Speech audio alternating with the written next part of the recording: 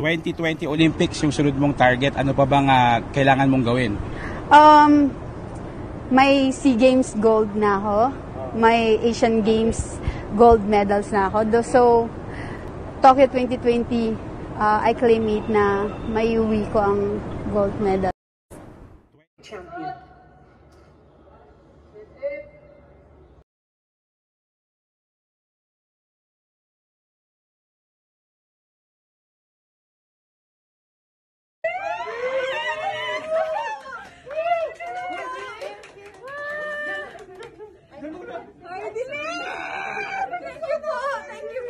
Thank you for all the prayers. Oh my God, grabe. Grabe si God. Grabe. Okay, Heidelin, first of all, ginto. First ever Filipino to win gold, 97 years in the running. How does it feel? Let us know. Hindi ako makapaniwala. Hindi ako makapaniwala na naiho ko to. Na-surprise ako na nagawa ko yon. Kakaiba si God. And sa lahat ng mga prayer warriors ko dyan sa Pilipinas, thank you so much. And sa Team HD, at sa lahat ng sumuporta sa akin, thank you so much for believing in me. When the times na hindi ko na, alam mo yung gusto ko nang sumuko dahil sa dami ng pagsubok na pinagdaanan na kaya nating mga Pilipino. Heidelin, pumasok ka dito, napaka-confident mo. Nakita namin kita namin lahat. Iba yung yabang, iba yung sure na sure ka sa sarili mo. Ano yung pakiramdam mo going into the weightlifting competition? Sa totoo lang, ang kinakabahan ako, baka hindi ko magawa. Pero the whole day, the whole week, sinasabi ko na I believe. Saka prepared ako. Sa lahat ng pinagdaanan ko, prepare ako ni God to be strong today. Thankful ako sa Team HD na ginawa akong malakas. Kanina you were setting Olympic records. Nandun na kayo sa level na yon, di ba? Actually, hindi ko alam na Olympic record na ginagawa ko. Hindi din ako makapaniwala. Nandun yung pangalan ko sa Olympic record. So, I'm really thankful. Grabe si God. Ano yung pinagdaanan mo to get to this journey? Lahat, ngayon na nabawi na yon, meron ka ng gold medal.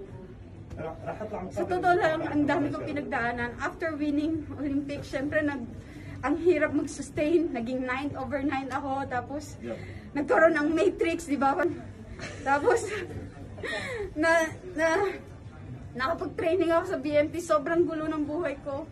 Nung time na yon, then, we decided I have to stop in school para magkapag-training. I sacrifice a lot. Hindi ko nakasama yung nanay tatay ko for how many months and years na. Then sa training, syempre masakit. Lahat masakit sa training. Pero may plano si God.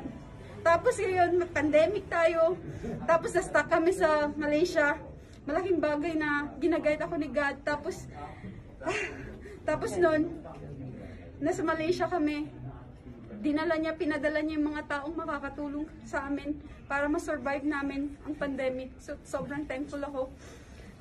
Alam mo yun, nagta-training kami sa condominium, nagta-training kami sa, talagang mahirap yung buhay that time, pero nakaya namin, together with the team, thankful ako. At alam kong, lahat ng hirap na pinagdaanan ko, may reason si God. So, malaking bagay para sa akin. Heidelin, ano sa tingin mo yung worth it to. Worth it. Ang hirap. Ano yung naging susi? Pinaka-susi? Okay, last message for the Filipinos. Everybody watching, lahat. Twitter is going crazy. Lahat kami ito mga kababayan mo. Bawal sumigaw! Pero wala kami pakialam. Message mo sa mga Pinoy. Nakaya natin. Please join weightlifting, magpangay sa sports, weightlifting na kaya nating mga Pilipino. First time natin ito. Akala natin imposible. Akala ko din imposible itong pandemic. Nasa pandemic tayo, imposible ang Olympics. Pero nandito tayo ngayon. So, kaya natin. Huwag kayong sumuko. Kahit anong challenges and trials yan. Manalangin tayo kay God. Mag-guide siya sa atin. Proud to be Pinoy!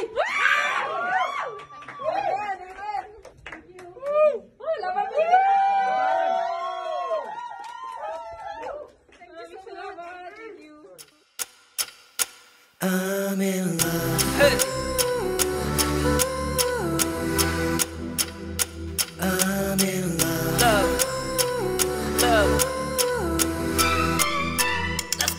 찰나의 순간 그런 맞춤 모든 감각이 멈춘 순간 내 안에 퍼진 작은 떨림 처음 느껴보는 내가 된 듯한 기분이 날 삼켜와 꿈에서도 본 적 없는 꿈을 꾸는 기분이야 꿈이라고 단정짓긴 꽤 확실한 느낌이라 그려내고 그려 내 그림자서 끝까지 선명한데 널 다시 마주할 날만 바라볼게 전으로 돌아갈 순 없을 것 같아 널 모르던 나 널 마주친 후에 나 걷잡을 수 없이 더 갈망하게 돼